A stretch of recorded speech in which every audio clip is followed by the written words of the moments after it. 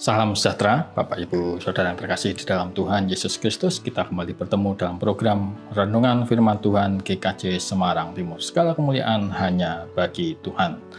Sebelumnya marilah kita berdoa.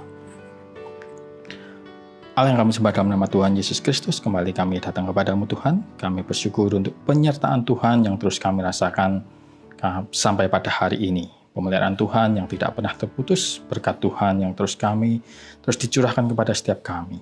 Dan saat ini Tuhan, kami akan merenungkan sabda kebenaran firman Tuhan. Bimbinglah kami, tuntunlah kami, berikanlah kami hikmat, agar kami bisa mengerti, memahami apa yang menjadi kehendak Tuhan melalui firman-Mu. Agar firman-Mu ini boleh memberikan kekuatan pada diri kami, menghibur namun juga menegur, untuk kami boleh menata kehidupan kami. Terima kasih Tuhan, hanya dalam nama Tuhan Yesus Kristus kamilah berdoa dan mengucapkan syukur. Amin. Bacaan firman Tuhan hari ini diambil dari Ibrani pasal 12 ayat yang pertama sampai yang ketiga. Ibrani pasal 12 ayat yang pertama sampai ketiga demikian.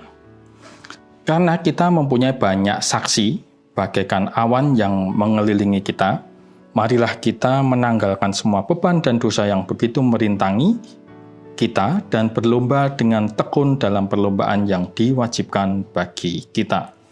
Marilah kita melakukannya dengan mata yang tertuju kepada Yesus yang memimpin kita dalam iman dan yang membawa iman kita itu kepada kesempurnaan, yang dengan mengabaikan kehinaan, tekun memikul salib ganti sukacita yang disediakan bagi Dia yang sekarang duduk di sebelah kanan tahta Allah. Ingatlah selalu akan Dia yang tekun menanggung bantahan yang sehebat itu terhadap dirinya dari pihak orang-orang berdosa, supaya jangan kamu menjadi lemah dan putus asa. Demikianlah firman Tuhan. Saudaraku yang terkasih dalam Tuhan Yesus Kristus, judul perikop dari bacaan ini adalah nasihat supaya bertekun dalam iman. Dan dibuka dengan kalimat, karena kita mempunyai banyak saksi bagaikan awan yang mengelilingi kita. Saksi yang dimaksud di sini tentulah saksi-saksi iman, sebagaimana dituliskan dalam pasal sebelumnya, yaitu Ibrani pasalnya yang ke-11. Di situ dituliskan banyak tokoh Alkitab Perjanjian Lama dengan pengalaman iman mereka masing-masing, mulai dari Habel, Henoh, Nuh, Abraham, Musa, dan masih banyak lagi saksi-saksi iman yang sampai tidak bisa diceritakan satu demi satu. Kesamaan dari mereka adalah iman mereka yang tertaut kepada Allah, iman yang percaya penuh kepada Allah, sehingga kepada mereka layak disebut sebagai saksi-saksi iman. Kesaksian-kesaksian dari mereka inilah yang dalam bacaan kita hari ini menjadi pengubar semangat dalam kita bertekun dalam iman. Bertekun dalam iman diibaratkan seperti perlombaan yang diwajibkan bagi kita. Kitalah yang mengikuti perlombaan itu. Dalam surat keduanya kepada Timotius, Paulus pernah menyampaikan bahwa dalam menjalani hidup kita diibaratkan seperti olahragawan. Seorang olahragawan hanya dapat memperoleh mahkota sebagai juara apabila ia bertanding menurut peraturan-peraturan olahraga. 2 Timotius 2 ayat yang ke-5. Kita ketahui kehidupan seorang olahragawan atau atlet bukanlah kehidupan yang mudah. Seorang atlet yang berprestasi, apalagi prestasi tingkat dunia, tidak mungkin memiliki kehidupan yang santai, yang bebas. Perjuangan yang keras dari seorang atlet tidak hanya terjadi di dalam arena, tetapi juga di luar arena, dalam kehidupannya sehari-hari.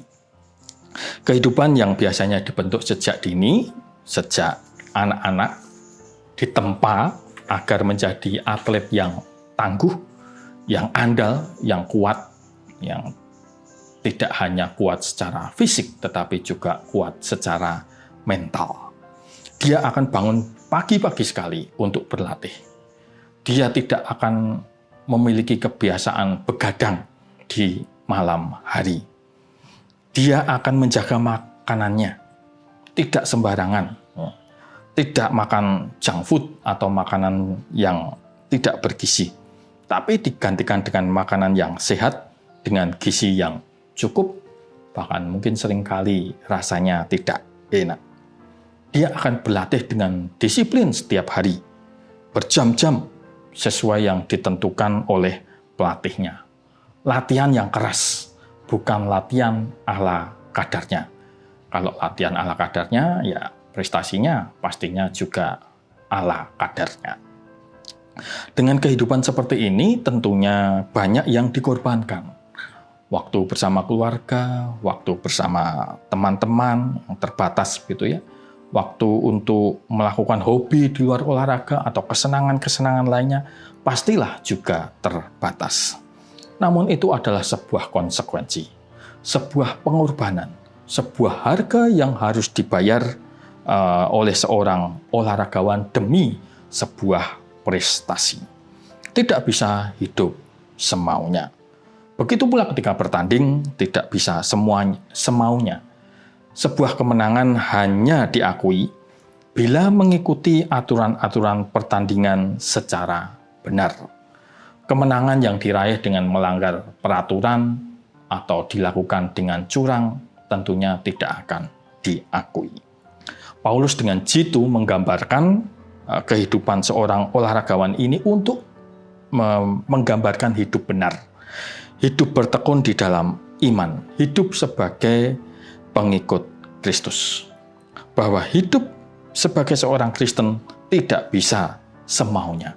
Harus ada disiplin, harus teratur sesuai dengan yang dikehendaki Tuhan.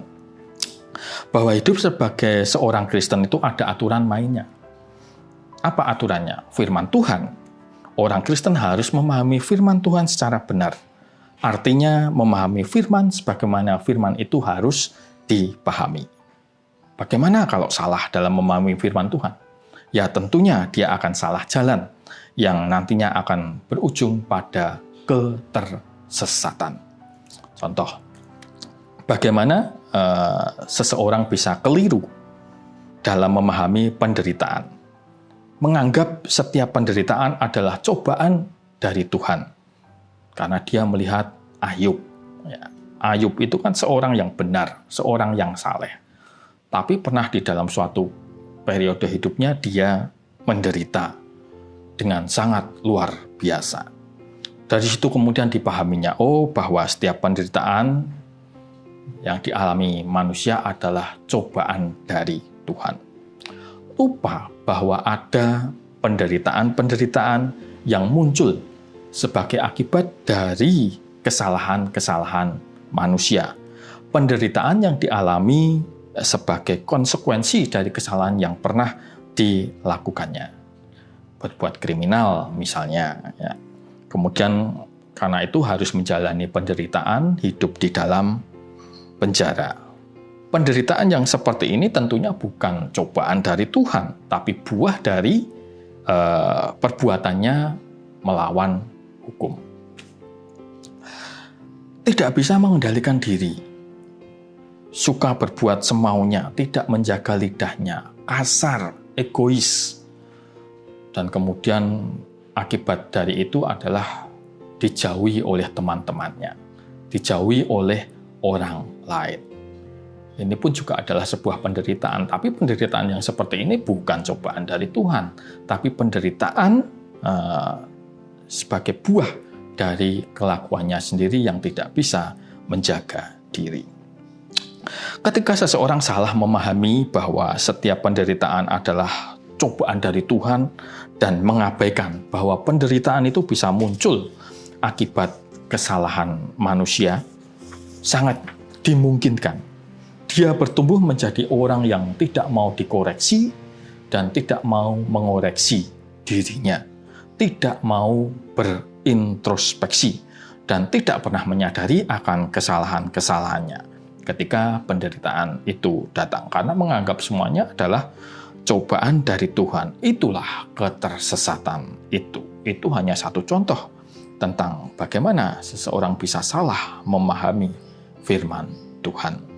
Oleh karena itu, memahami firman Tuhan secara benar sangat diperlukan untuk kita memenangkan perlombaan bertekun di dalam iman.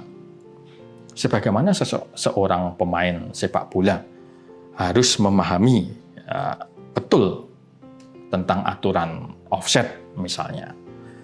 Orang Kristen pun harus memahami firman Tuhan secara betul. Karena firman Tuhan itulah aturannya. Kemenangan hanya bisa diraih sepanjang kita mengikuti peraturan yang ada. Tadi sudah pernah disebutkan. Bagaimana bisa mengikuti kalau kita tidak memahaminya? Satu hal lagi yang perlu diperhatikan di dalam kita bertekun di dalam iman adalah kita melakukannya dengan mata yang tertuju kepada Yesus, ayat yang kedua. Artinya, ketekunan iman kita tujuannya adalah Kristus. Arahnya kepada Kristus, bukan yang lain, bukan pula kepada diri sendiri. Banyak orang Kristen yang salah memahami hidup, termasuk bagaimana menjalani kehidupannya. Orientasinya adalah dirinya sendiri, bukan Tuhan. Bagaimana aku bisa sukses? Bagaimana aku bisa kaya? Bagaimana supaya aku senang? Hidupku tentram. Ya, bahkan kalaupun pelayanan atau ibadah juga, bagaimana pelayanan itu bisa memuaskan dirinya sendiri? Bagaimana bisa menyegarkan jiwanya yang kering? Bagaimana supaya aku senang ketika beribadah? Semuanya tidak diarahkan kepada Kristus, tetapi diarahkan kepada dirinya sendiri. Loh, kenapa kamu tidak menyanyi? Tidak ikut memuji Tuhan di gereja? Wah, saya tidak suka lagunya. Lagunya tidak sesuai dengan selera saya. Tidak cocok dengan hati saya. Loh, kamu itu menyanyi untuk menyenangkan Tuhan atau menyenangkan dirimu sendiri? Itu harus menjadi sebuah pertanyaan. Siapa yang kamu senangkan di dalam memuji Tuhan? Saya tidak suka dengar khotbahnya tadi. Khotbahnya keras, menegur, mendisiplin. Saya lebih suka khotbah yang bicara tentang damai sejahtera, tentang kasih, tentang berkat Tuhan, tentang janji-janji Tuhan. Saya tidak suka khotbah yang mengatur-ngatur hidup saya. Lah, dengar khotbah itu untuk mengerti firman Tuhan, agar bisa menata diri, agar nantinya bisa menyenangkan hati Tuhan, atau dengar khotbah cuma untuk menyenangkan telinganya sendiri. Siapa yang mau disenangkan? Tuhan atau dirimu sendiri? Inilah yang seringkali kita salah berorientasi, salah menempatkan orientasi ibadah kita kepada Tuhan. Harusnya kepada Tuhan, tapi seringkali kita lebih banyak memperhatikan kebutuhan atau kepentingan diri kita. Seringkali kita masih meletakkan diri kita, kepentingan-kepentingan kita sebagai pusat dalam kita menjalani hidup. Padahal Alkitab tidak pernah mengajarkan demikian.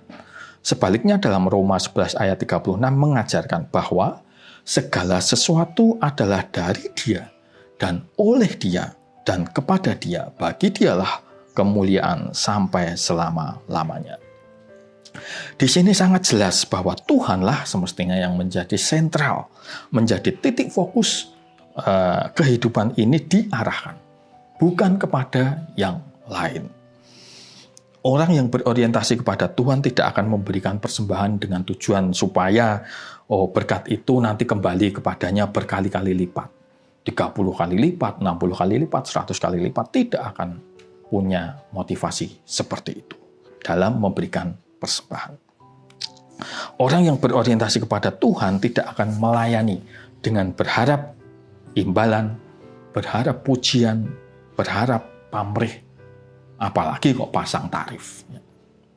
Saya mau pelayanan, mengunjungi orang sakit, mendoakan orang sakit, tapi nanti uang bensinnya sekian, tolong diganti. Saya mau melayani, memberitakan firman Tuhan di sana, gitu ya. Tapi nanti amplopnya harus sekian minimal. Ya. Nanti tolong dijemput pakai mobil. Mobilnya harus Alphard. Innova enggak mau gitu ya. Nah, minta fasilitas ini, minta fasilitas itu, minta fasilitas ini, minta fasilitas itu. Apakah harus seperti itu? Ya. Baru mau melayani Tuhan, baru mau pelayanan. Kan tidak.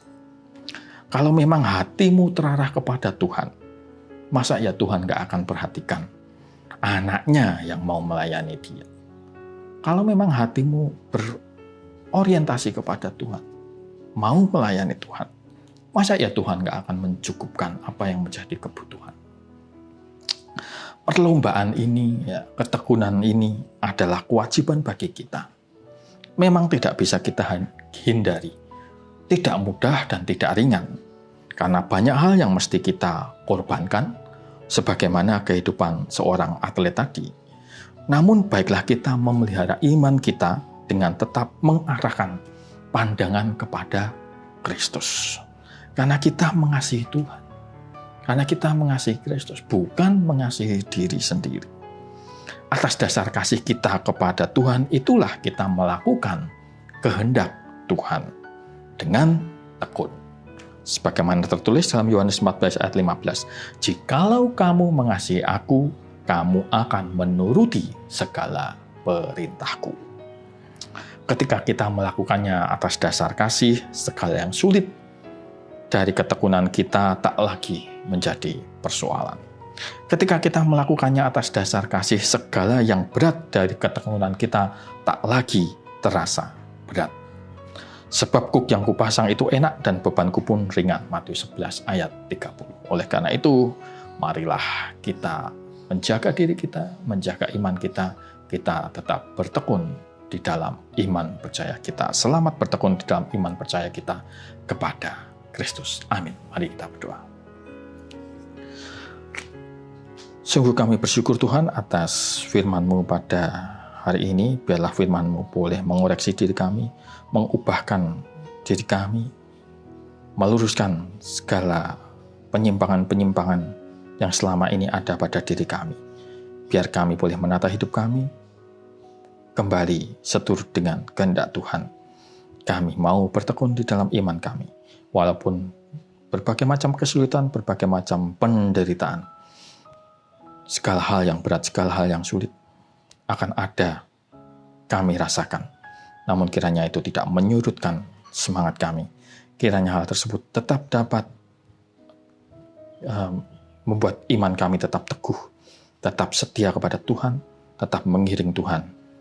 Kami percaya Tuhan yang memampukan, Tuhan yang memelihara kehidupan kami. Terima kasih Tuhan, kami menyerahkan hidup kami, biarlah hidup kami boleh berkenan di hadapan Tuhan dan menyenangkan hati Tuhan. Segala kemuliaan hanya bagi Tuhan. Hanya dalam nama Tuhan Yesus Kristus kami telah berdoa dan mengucapkan syukur. Amin. Demikian renungan kita pada hari ini. Selamat beristirahat. Tuhan Yesus memberkati kita semua.